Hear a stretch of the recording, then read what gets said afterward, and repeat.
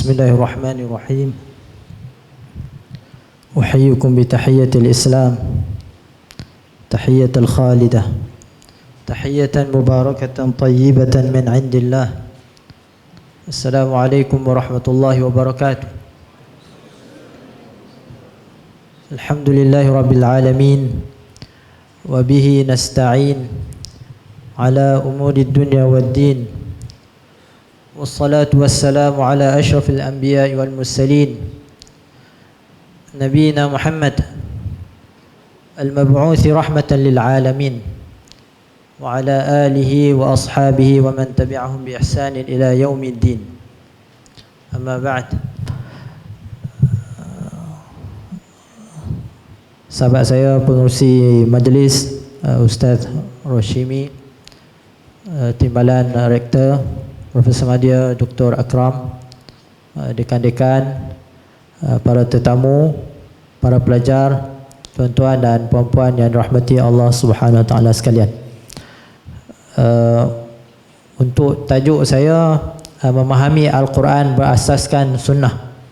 Jadi tajuk ni tajuk yang saya kira tak terlalu berat untuk difahami. InsyaAllah saya pun insyaAllah tak akan ambil masa yang panjang seperti yang ditetapkan insyaAllah, dan kita cuba pergi memahami tajuk ini dengan mudah insyaAllah.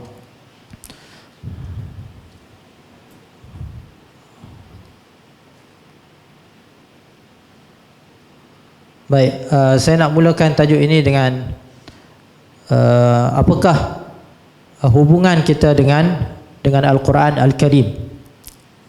Di sini seperti mana yang kita dapat lihat di sini, 8 peringkat mengambil manfaat daripada Al-Quran Al-Karim dalam bentuk interaksi kita dengan Al-Quran. Tidak seorang Muslim pasti dia ada hubungan dengan Al-Quran. Walaupun kita pada hari ini kita seminar kita tentang sunnah, maka kita tidak dapat lari daripada Al-Quran Al-Karim, yang mana dari sudut hierarki ataupun rankingnya adalah lebih tinggi daripada sunnah. Bahkan kedatangan sunnah itu sendiri adalah untuk berkhidmat kepada Al-Quran Al-Karim, yang insyaAllah akan kita jelaskan di sini. Apa yang dapat kita lihat di sini, 8 peringkat ini bermula dengan peringkat mendengar, al-istima'. Jadi ini adalah salah satu peringkat yang mungkin sebahagian daripada kita terlepas pandang tentang peringkat ini. Kita selalu fikirkan tentang Al-Quran ini, kita mula dengan membaca Al-Quran. Tetapi kita barangkali ramai di kalangan kita yang terlepas pandang sebelum membaca sebenarnya adalah mendengar. Kalau kita tengok kanak-kanak, dia akan mula dengan mendengar dahulu sebelum dia boleh membaca Al-Quran. Maka kerana itu peringkat yang pertama ini adalah peringkat mendengar, kemudian barulah tilawah, membaca Al-Quran. Dan sudah tentulah bacaan Al-Quran ini yang dituntut adalah bacaan secara bertajwid, seperti mana yang kita pelajari daripada guru kita, sehinggalah yang sepatutnya sampai sanad bacaan itu kepada baginda Nabi sallallahu alaihi wasallam. Kemudian hafaz, ini juga satu peringkat yang penting, yang mana tidak cukup untuk kita sekadar membaca Al-Quran, tetapi menghafaz Al-Quran itu mempunyai kelebihan yang tersendiri. Sudah tentu orang yang membaca dan menghafaz itu lebih lagi daripada yang sekadar membaca Al-Quran. Kemudian yang keempat, faham. Sudah mendengar, membaca, menghafaz, memahami Al-Quran. Dan ini yang kita nak bincangkan pada petang ini insyaAllah. Yang insyaAllah kita akan pergi lebih mendalam tentang memahami Al-Quran itu. Saya teruskan. Kemudian peringkat yang seterusnya, membenarkan dengan yakin. Perlu ada di situ meyakini, ada tasdiq dan ada juga meyakini apa yang kita baca, apa yang kita faham daripada Al-Quran Al-Karim. Kemudian menggerakkan hati.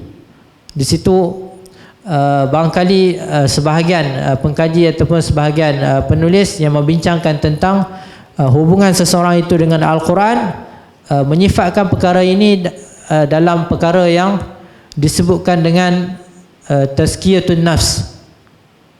Tazkiyatun nafs maksudnya adanya kesan Al-Quran itu terhadap penyucian jiwa. Ada kesannya terhadap hati. Apabila membaca Al-Quran, ada rasa getaran di dalam hati. Ini juga antara peringkat yang perlu diberi perhatian bagi kita yang berinteraksi dengan Al-Quran. Seterusnya, beramal dengan Al-Quran. Sudah tentu Al-Quran ini diturunkan untuk kita mengamalkannya dalam kehidupan kita. Ini satu peringkat lagi. Maksudnya bila kita membaca Al-Quran, sudah faham, kemudian Al-Quran itu ada kesannya pada hati kita, hasilnya adalah mestilah datang dalam bentuk pengamalan, terjemahannya di dalam kehidupan. Dan yang terakhir adalah at-takhalluq, berakhlak dengan Al-Quran. Dan inilah seperti mana yang diriwayatkan daripada Aisyah radhiyallahu anha, apabila beliau ditanya tentang akhlak Nabi SAW, datang satu orang bertanya kepada Aisyah radhiyallahu anha tentang akhlak Nabi SAW.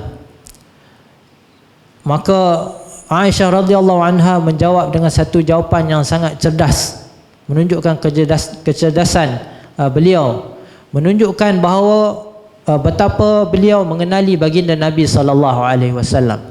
Soalan ini soalan tentang bagaimana akhlak Nabi SAW. Maksudnya bukan saja perkara yang zahir, apa yang dapat dilihat, bagaimana Nabi SAW berinteraksi dengan seseorang, mungkin bagaimana keadaan Nabi SAW dengan Tuhan misalnya, bahkan apa yang berada di dalam hati. Bila kita cakap tentang akhlak, ia juga melibatkan tentang apa yang berada di dalam hati. Maka Aisyah radhiyallahu anha memberi satu jawapan yang sangat cerdas, kana khuluquhu al-Quran. Satu jawapan yang sangat ringkas tetapi mempunyai makna yang sangat mendalam. Akhlak Nabi sallallahu alaihi wasallam itu adalah Al-Quran. Al-Quran. Maka tidak dapat tidak untuk kita memahami maksud kata Aisyah radhiyallahu anha ini, mestilah kita memahami apakah yang terkandung di dalam Al-Quran. Dan kalau kita lihat dalam peringkat ini, peringkat berakhlak ini diletakkan peringkat yang mungkin terakhir, ataupun ia boleh berlaku secara berterusan, di mana apabila kita maksudkan dengan berakhlak dengan Al-Quran ini suatu perkara yang telah sebati dengan kehidupan. Apabila sesuatu perkara itu telah menjadi sebahagian daripada akhlaknya, yang mungkin menjadi sikap, tabiat dan sebagainya, yang mana disifatkan dengan Al-Quran, maka ia suatu peringkat yang mungkin memerlukan suatu pemahaman yang mendalam terhadap Al-Quran, yang mana kita melihat peribadi Nabi SAW sendiri yang memikul beban amanah yang sangat besar untuk menyampaikan makna Al-Quran ini. Maka Nabi SAW menterjemahkan Al-Quran ini melalui akhlak baginda Nabi SAW.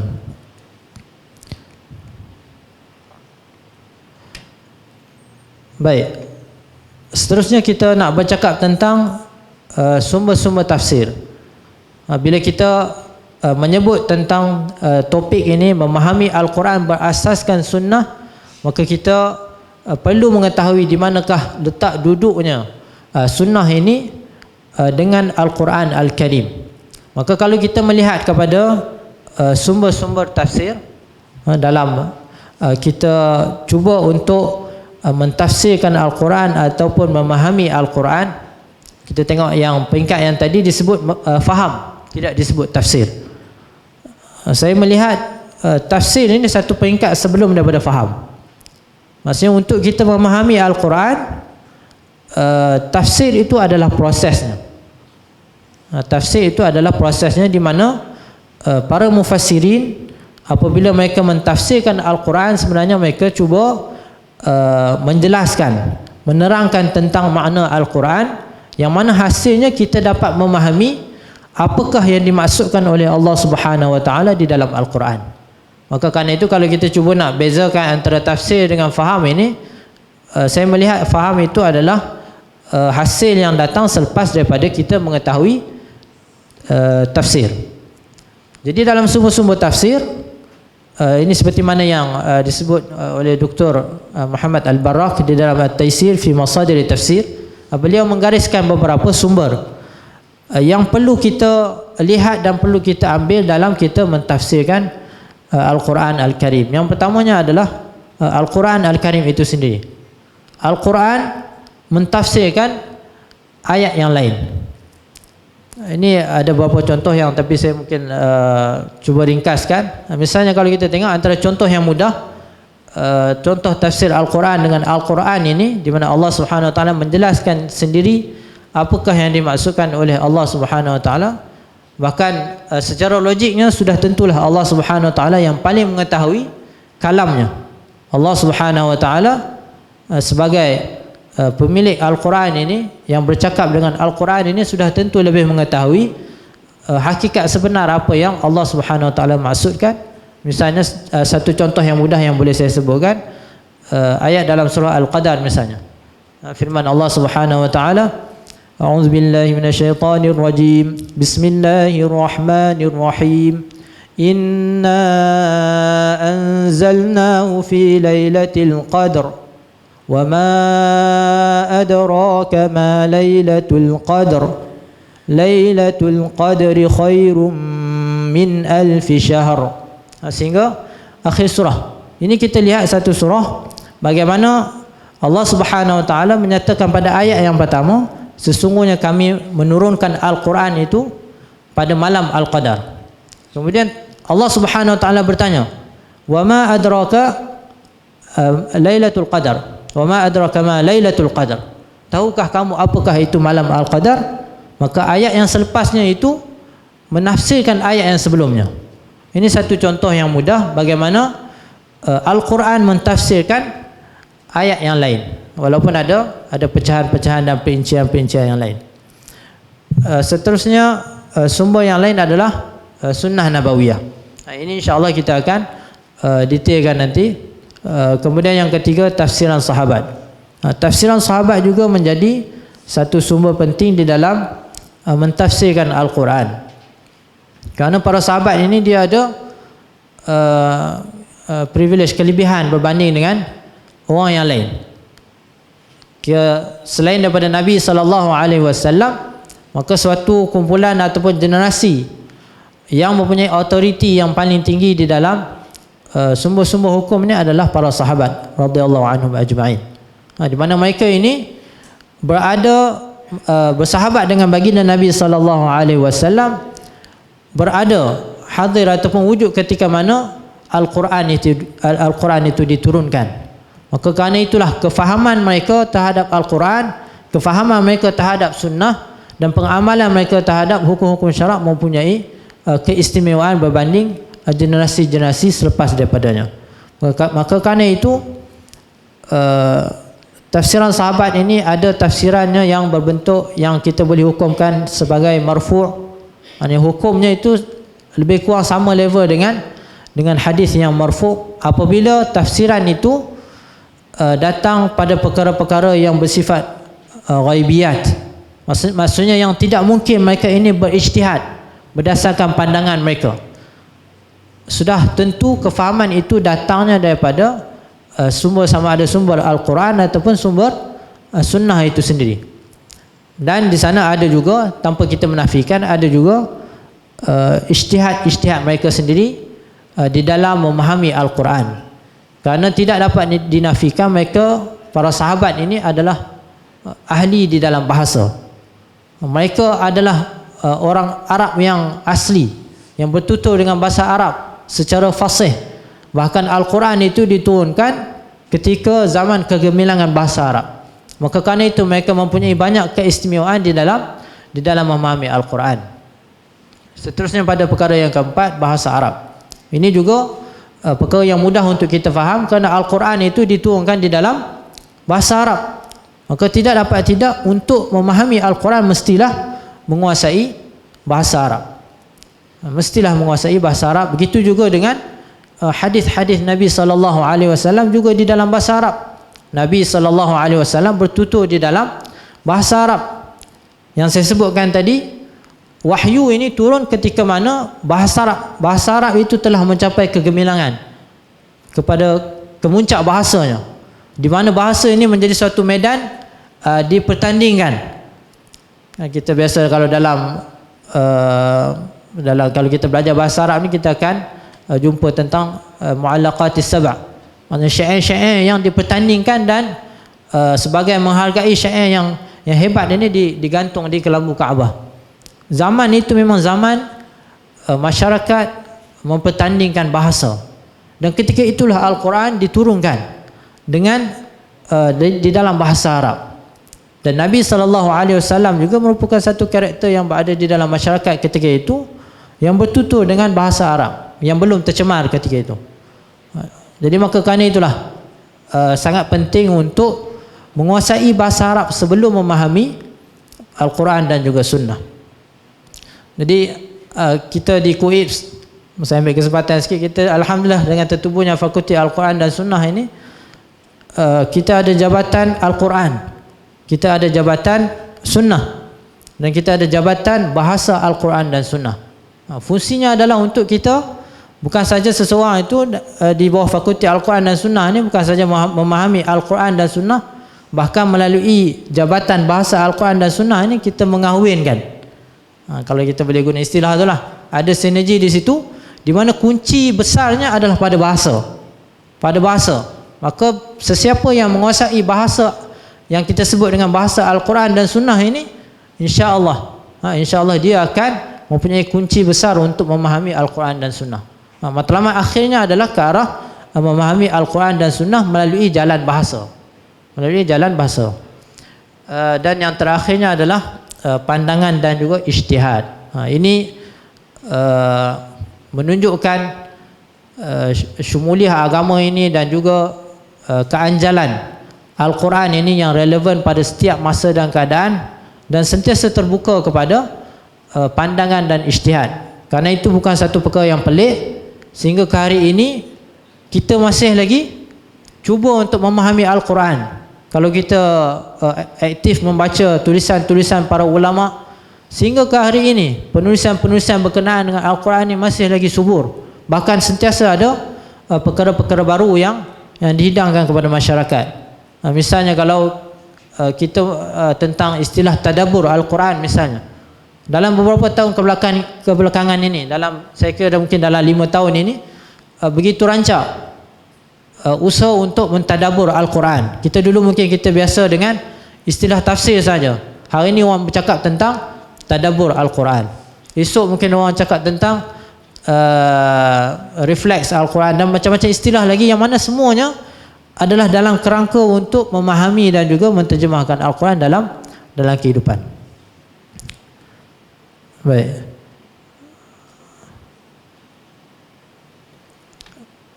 Kemudian kita tengok pada satu ayat ini dalam surah Al-Hijr. Allah Subhanahu wa taala berfirman, "Inna nahnu nazzalna dzikra wa inna lahu lahafizun." Kata Allah Subhanahu wa taala, sesungguhnya kamilah yang menurunkan Al-Quran dan kamilah yang memelihara dan menjaganya. Maksud memelihara dan menjaga di sini merangkumi lafaz, makna dan terjemahan makna Al-Quran. Apabila Allah Subhanahu wa taala menyebut sesungguhnya kami yang menurunkan Al-Quran dan kamilah yang akan menjaga Al-Quran, maka di sini bukan saja penjagaan, di sini bukan saja dari segi lafaznya, yang mana kita hari ini kita membaca Al-Quran sampai ke hari ini tidak berlaku sebarang perubahan langsung.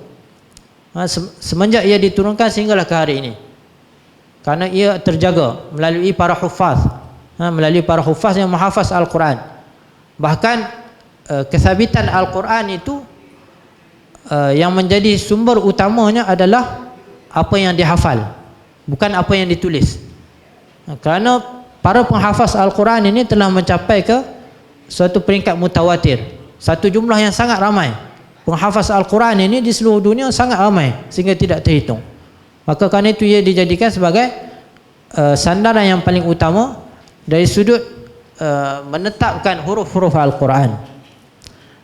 Kemudian Allah Subhanahu Wa Taala, bila Allah kata Allah memelihara Al-Quran ini bukan sahaja pada lafaznya, pada bacaannya, bahkan juga pada maknanya, pada makna dan terjemahan makna Al-Quran. Saya masukkan di sini terjemahan makna Al-Quran kerana hakikatnya terjemahan juga adalah satu juzuk ataupun satu bahagian daripada tafsiran makna Al-Quran.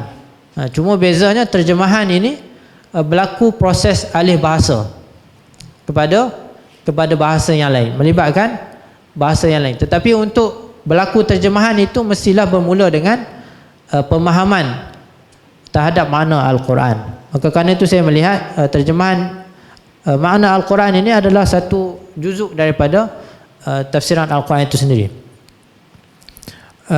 Kemudian termasuk dalam jaminan ini ialah penjagaan terhadap sunnah Nabi SAW yang berfungsi sebagai penjelasan terhadap Al-Quran. Termasuk di dalam penjagaan ini, apabila Allah Subhanahu Wa Taala menjamin untuk menjaga Al-Quran ini, termasuk di dalam jaminan itu adalah penjagaan terhadap sunnah Nabi SAW. Maka kita melihat bagaimana ulama begitu serius dan bersungguh-sungguh menjaga sunnah Nabi SAW sehingga dikategorikan pelbagai kategori dalam menilai hadis-hadis Nabi SAW. Diasingkan antara yang sahih dengan yang lemah dan palsu dan sebagainya, kerana ia mempunyai kesan yang sangat besar terhadap banyak perkara dari sudut pensyariatan, kefahaman terhadap Al-Quran dan sebagainya.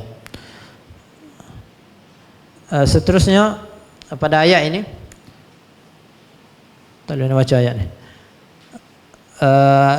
Ringkasnya saya baca terjemahan. Dalam ayat ini Allah Subhanahu Wa Taala menyebut, dan tidaklah kami mengutus para rasul sebelummu wahai Muhammad melainkan di kalangan orang lelaki yang kami wahyukan kepada mereka. Oleh itu bertanyalah kamu kepada orang yang berpengetahuan agama jika kamu tidak mengetahui. Di sini Allah Subhanahu Wa Taala menyebut fasalu ahla dzikri in kuntum la ta'lamun. Kemudian Allah Subhanahu Wa Taala menyambung bil bayyinati waz zubur. Sekiranya kamu tidak mengetahui tentang bukti-bukti yang nyata yang terdapat di dalam kitab-kitab suci, kitab Zabur, kitab Taurat, Injil dan sebagainya yang diturunkan sebelum daripada Al-Quran. Kemudian kata Allah Subhanahu Wa Taala, dan kami pula turunkan kepadamu wahai Muhammad Al-Quran yang memberi peringatan supaya engkau menerangkan kepada umat manusia.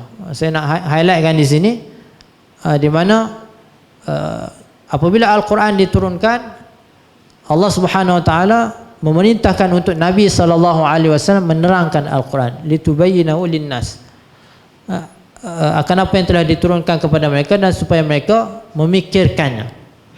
Maka maksud bayan di sini, penerangan Al-Quran ini termasuk di dalamnya adalah menyampaikan Al-Quran itu sendiri melalui lafaz-lafaz Al-Quran itu sendiri, di mana Nabi SAW menerimanya daripada Jibril, kemudian disampaikan kepada para sahabat, dan begitulah berterusan dari satu generasi ke generasi. Dan termasuk di dalam maksud bayan ini menerangkan makna Al-Quran. Dr. Muhammad Hussein Al-Zahabi di dalam kitab At-Tafsir wal Mufassirun membawakan satu persoalan. Adakah Nabi SAW mentafsirkan keseluruhan Al-Quran ataupun tidak? Ini satu persoalan yang sangat asas apabila kita membincangkan tentang tafsiran Nabi ini. Adakah Nabi SAW mentafsirkan keseluruhan Al-Quran ataupun tidak? Jadi situ dibawakan dua pandangan. Pandangan yang pertama mengatakan Nabi SAW tidak mentafsirkan ayat-ayat Al-Quran melainkan beberapa ayat yang sedikit. Maksudnya Nabi SAW mentafsirkan sebahagian kecil daripada ayat-ayat Al-Quran. Dan pendapat yang kedua yang dibawakan adalah Nabi SAW mentafsirkan keseluruhan Al-Quran.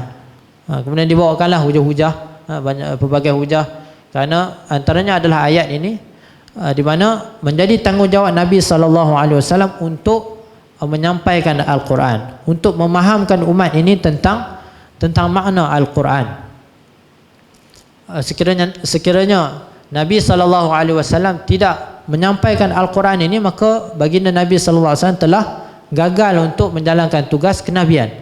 Maka kerana itu sudah tentu Nabi SAW telah memahamkan umat ini tentang makna Al-Quran. Tetapi hakikatnya apabila kita melihat kepada tafsiran-tafsiran ataupun di dalam kitab-kitab tafsir bersanad, di dalam kitab-kitab tafsir bersanad maksudnya tafsir yang diriwayatkan secara bersanad, yang mana ia berlaku pada awal permulaan Islam, di mana tafsir-tafsir ini diriwayatkan secara bersanad. Bahkan pernah satu peringkat berada di dalam kitab-kitab hadis sekalipun. Kitab-kitab tafsir ini riwayat secara bersanad, ia hanyalah sejumlah yang agak sedikit yang tidak mencakupi keseluruhan Al-Quran. Maka Dr. Muhammad Hussein Al-Zahabi membawakan pandangan yang ketiga. Kata beliau, menurut pendapat beliau, Nabi SAW telah mentafsirkan kebanyakan daripada ayat-ayat Al-Quran. Maksudnya ada ayat yang tidak ditafsirkan oleh Nabi SAW, yang mana sebahagiannya kerana para sahabat telah memahami ayat-ayat tersebut, tidak ada keperluan untuk Nabi SAW mentafsirkan ayat-ayat tersebut. Berdasarkan ayat ini, seperti yang kita sebutkan tadi, menunjukkan bahawa antara tugas utama Nabi SAW adalah menerangkan Al-Quran kepada umat manusia, sama ada dari segi lafaz dan juga maknanya. Maksudnya secara umum, dari segi Nabi SAW dan juga para sahabat itu, Nabi telah menjelaskan maknanya. Nabi hanya mentafsirkan secara khusus pada ayat-ayat yang memerlukan penjelasan ataupun berlaku salah faham di kalangan sahabat. Adapun perkara-perkara yang boleh diketahui secara spontan ataupun boleh diketahui melalui bahasa, maka Nabi SAW tidak mentafsirkan ayat-ayat itu secara khusus.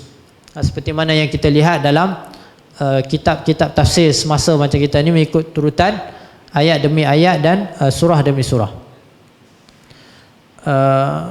Kemudian manusia tidak dapat memahami makna Al-Quran dengan betul dan sempurna tanpa mengetahui dan mendalami sunnah Nabi SAW.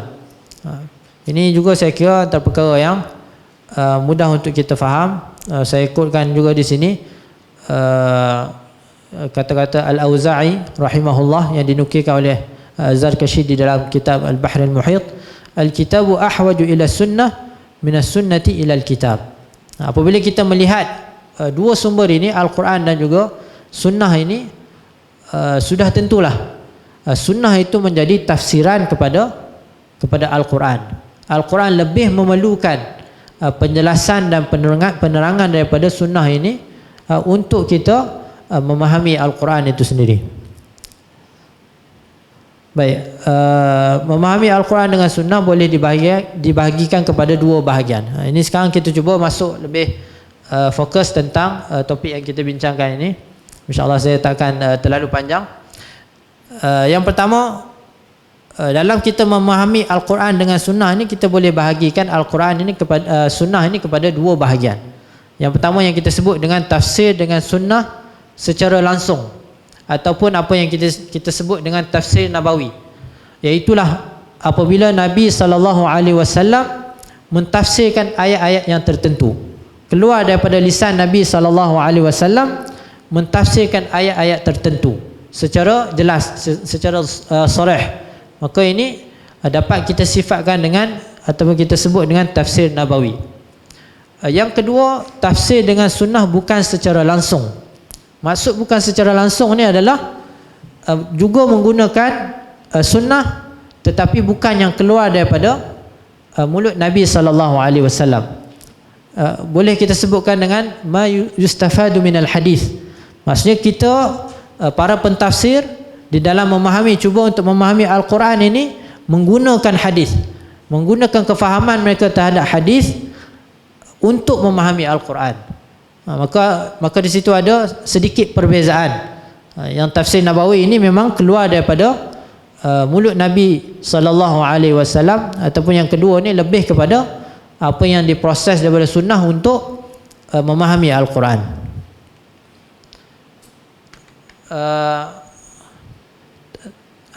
Sekarang kita cuba detailkan sedikit apa yang kita maksudkan dengan tafsir Nabawi ataupun tafsir secara langsung dan juga tafsir secara tidak langsung. Kita pergi pada tafsir Nabawi dahulu. Antara bentuk-bentuk tafsir Nabawi ini, yang pertamanya adalah mengikat makna yang datang secara mutlak. Apabila kita membaca Al-Quran, maka kita akan bertemu dengan ayat-ayat yang datang maknanya secara mutlak. Kemudian makna itu diikat dengan hadis Nabi SAW. Misalnya dalam ayat ini, min ba'di wasiyatin yusa biha aw dain. Dalam ayat ini, apabila Allah Subhanahu Wa Taala menyebut tentang hukum harta pusaka, lalu Allah Subhanahu Wa Taala selitkan tentang keutamaan untuk mendahulukan pelaksanaan wasiat dan juga hutang. Maka datang hadis Nabi SAW. Dalam ayat ini disebut secara umum ataupun secara tanpa terikat, wasiat tanpa ada satu keterikatan. Lalu datang hadis Nabi SAW yang mengikat makna wasiat di sini. Yang dimaksudkan dengan wasiat di sini adalah bukan kepada mereka yang akan mewarisi harta si mati, para pewaris. Jadi mengeluarkan para pewaris daripada menerima wasiat yang dimaksudkan di dalam ayat ini. Jadi ini satu bentuk tafsir Nabawi di mana datang hadis Nabi SAW. Baginda Nabi SAW bersabda, innallaha a'ta kulli dhi haqqin haqqahu wa la wasiyata liwarith. Tidak ada wasiat bagi mereka yang mewarisi harta. Jadi ini satu pembahagian atau satu jenis daripada tafsir Nabawi di mana Nabi SAW mengikat makna Al-Quran yang datang secara mutlak. Kemudian yang kedua, menerangkan makna yang datang secara umum. Dan ini sangat banyak di dalam Al-Quran, di mana Al-Quran banyak datang dengan lafaz-lafaz yang umum maknanya. Misalnya kalau kita baca Al-Quran, kita akan jumpa banyak ayat tentang wa aqimus salah wa atuz zakah, tentang hukum salat, hukum puasa, hukum haji dan sebagainya, yang mana ia tidak datang secara terperinci, tapi perinciannya dapat kita lihat di dalam sunnah-sunnah yang sangat banyak, di dalam hadis-hadis yang sangat banyak pendetailannya. Dalam contoh yang saya bawakan di sini, dalam ayat dalam surah Al-Hijr, kata Allah Subhanahu Wa Taala, wa laqad atainaka sab'an minal mathani wal Qur'anal azim. Kata Allah, kami telah mendatangkan kepada kamu sab'al mathani, 7 yang diulang-ulang, dan juga Al-Quran Al-Azim. Lalu ayat ini hanya menyebut 7 yang diulang-ulang, tidak ada suatu penjelasan terhadap makna ini. Maka datang hadis Nabi SAW menerangkan makna yang umum ini. Kata Nabi SAW, Ummul Quran hiya sab'ul mathani wal Quranul azim. Dalam riwayat yang lain ada menyebut Al-Fatihah. Maksudnya yang dimaksudkan dengan as-sab'ul mathani dan Al-Quran Al-Azim di sini adalah surah Al-Fatihah. Kemudian seterusnya, antara jenis tafsir Nabawi ini juga adalah menjelaskan kemusykilan. Menjelaskan kemusykilan. Contoh salah faham yang berlaku pada ayat puasa di dalam surah Al-Baqarah, wa kulu washrabu hatta yatabayyana lakumul khaytul abyadu minal khaytil aswadi minal fajr.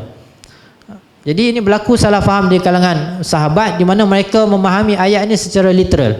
Makan dan minumlah sehingga jelas bagi kamu garisan putih dan juga garisan hitam. Ini sebelum diturunkan perkataan minal fajri. Perkataan minal fajri. Maka kerana itu berlaku kekeliruan di kalangan para sahabat, di mana mereka memahami ayat ini secara literal.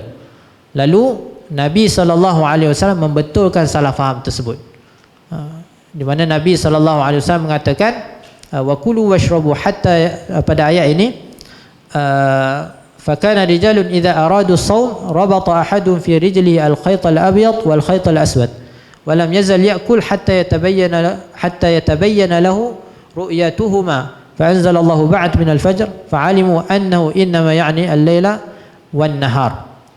Jadi dalam hadis ini dijelaskan bagaimana setelah diturunkan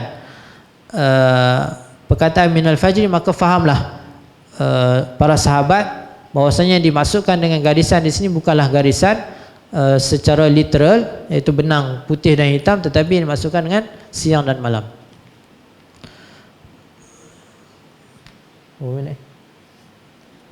Kemudian kita pergi pada tafsir dengan sunnah bukan secara langsung. Ini yang seperti mana yang kita sebutkan tadi, di mana ia bukan datang daripada lisan Nabi SAW, tetapi daripada kefahaman dan ijtihad para ulama di dalam memproses Al-Quran dan Sunnah ini. Karena kalau kita tengok dalam usaha untuk memahami Al-Quran ini, tadi kita sebut tentang mutlak dan muqayyad, mujmal dan mubayyan. Ini adalah sebahagian perbahasan sebenarnya kalau kita tengok sebahagian perbahasan di dalam ilmu usul fiqh. Ilmu usul fiqh. Di mana ilmu usul fiqh ni boleh kita sifatkan sebagai alat yang digunakan untuk membuka Al-Quran dan hadis ini. Tanpa ilmu usul fiqh ni kita tak boleh nak memahami ataupun kita tak boleh tahu macam mana nak guna Al-Quran dan Sunnah ini. Maka kerana itulah datangnya ilmu usul fiqh, yang mana ilmu usul fiqh ini juga kalau kita tengok sebahagiannya akhirnya bersumberkan kepada ilmu bahasa. Ilmu bahasa juga. Kalau mutlak dan muqayyad ini semua adalah sekitar pemahaman terhadap teks.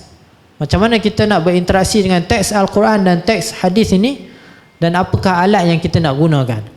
Jadi akhirnya kerana itu dalam kaedah tafsir, kalau kita boleh bahagikan kaedah tafsir ini, akhirnya kita boleh balik kepada dua kaedah yang utama. Yang pertama, kaedah bahasa, ataupun sebelum itu yang kita sebutkan tadi kaedah-kaedah yang berkaitan dengan usul fiqh. Tapi kalau kita nak masukkan usul fiqh ni kepada bahasa, maka akhirnya dia kembali kepada kaedah bahasa dalam memahami teks Al-Quran dan Sunnah. Dan kaedah yang kedua adalah kaedah wahyu itu sendiri. Maksudnya ada perkara-perkara yang tidak mungkin difahami melainkan sama ada melalui Al-Quran itu sendiri ataupun melalui hadis itu sendiri. Maksudnya yang di luar daripada perkara yang terikat dengan bahasa, kefahaman manusia. Ada perkara-perkara yang di luar daripada pengetahuan dan juga kefahaman kita. Maka ini juga menjadi satu sumber yang penting di dalam memahami teks-teks Al-Quran dan juga hadis. Baik,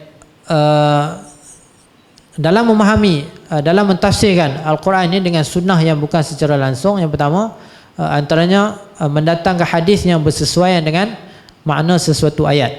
Maksudnya bila kita tengok dalam satu ayat, misalnya dalam ayat surah Al-Fajr ini, waji yawma idzin bi jahannam, maka di sana ada hadis Nabi SAW, di mana Nabi bukan mentafsirkan ayat ini, tetapi boleh kita tengok kesesuaian hadis ini untuk ditafsirkan pada ayat Al-Quran, pada ayat surah Al-Fajr ini, di mana Nabi SAW bersabda, yu'ta bi jahannam yawma idzin laha 70,000 zimam ma'a kulli zimamin 70,000 malak yajurrunaha. Hadis ini menjelaskan bagaimana keadaan orang-orang kafir yang didatangkan pada hari kiamat, dalam keadaan mereka diikat dengan 70,000 ikatan. Pada setiap ikatan terdapat 1,000 malaikat yang menariknya. Jadi melalui hadis ini dapat kita ataupun kita mendapat makna tambahan terhadap ayat Allah Subhanahu wa taala. Dan usaha ini dilakukan oleh para mufassir ataupun mereka yang berinteraksi dengan Al-Quran dan juga Sunnah. Kemudian seterusnya mentafsirkan makna bagi lafaz yang sama di dalam hadis. Misalnya kalau dalam ayat ini apabila Allah Subhanahu wa taala menyebut an yamini wa an shimali izin, di dalam surah Al-Ma'arij. Makna izin di dalam ayat Al-Ma'arij ini, di dalam hadis Nabi sallallahu alaihi wasallam, ada dalam satu hadis Nabi sallallahu alaihi wasallam, Nabi menyebut mali arakum rafi'a aydiyakum ka'annaha adnabu khayli syums uskunu fi shalah. Maksudnya baginda Nabi sallallahu alaihi wasallam satu ketika keluar dan melihat keadaan para sahabat yang solat di dalam keadaan banyak pergerakan. Banyak pergerakan, maka Nabi sallallahu alaihi wasallam perintahkan untuk tenang di dalam solat, uskunu fi shalah. Kemudian kata Nabi sallallahu alaihi wasallam, fara'ana hilaqan faqala mali arakum izin. Kali yang seterusnya baginda Nabi sallallahu alaihi wasallam keluar dan melihat para sahabat ini duduk di dalam keadaan berkumpulan. Lalu baginda Nabi sallallahu alaihi wasallam menyebut, mali arakum izin. Kenapa aku melihat kamu ni berada di dalam berkumpulan? Maka perkataan izin itu sama dengan apa yang dimaksudkan dalam ayat dalam surah Al-Ma'arij ini, di mana Allah Subhanahu wa taala membangkitkan persoalan tentang orang kafir yang meluru ke arah Nabi sallallahu alaihi wasallam dalam keadaan berkumpulan, berkanan dan kiri secara berkumpulan. Jadi perkataan izin ini antara maknanya difahami melalui jalan sunnah. Kemudian menggunakan hadis dalam mentarjihkan salah satu makna tafsir. Dalam ayat dalam surah Abasa, apabila Allah Subhanahu wa taala menyebut bi aidi safarah kiramin bararah, maka di sana ada khilaf di kalangan mufassirin. Ada yang menyebut yang dimaksudkan di dalam ayat ini adalah para sahabat, dan ada yang mengatakan para malaikat. Maka dengan menggunakan hadis kita dapat mentarjihkan salah satu daripada dua pendapat ini, di mana dalam hadis ini jelas Nabi sallallahu alaihi wasallam menyebut allazi yaqra'ul Quran wa huwa mahirun bihi ma'as safaratil kiramil bararah. Maksudnya dalam ayat ini yang dimaksudkan adalah para malaikat. Jadi melalui hadis ini dapat kita mentarjihkan, memilih salah satu daripada dua pendapat, yang mana yang dimaksudkan dalam ayat dalam surah Abasa ini adalah para malaikat. Kemudian seterusnya mentafsirkan ayat berdasarkan praktikal Nabi sallallahu alaihi wasallam. Contohnya yang dapat kita lihat ayat pada surah An-Nasr, idza jaa nasrullahi wal fath, sehinggalah fasabbih bihamdi rabbika wastaghfir. Dalam hadis riwayat Aisyah radhiyallahu anha, kata beliau, kana Rasulullah sallallahu alaihi wasallam yukthiru an yaqula fi ruku'ihi wa sujudihi subhanakallahumma rabbana wa bihamdika allahumma ighfirli yata'awwalul Quran.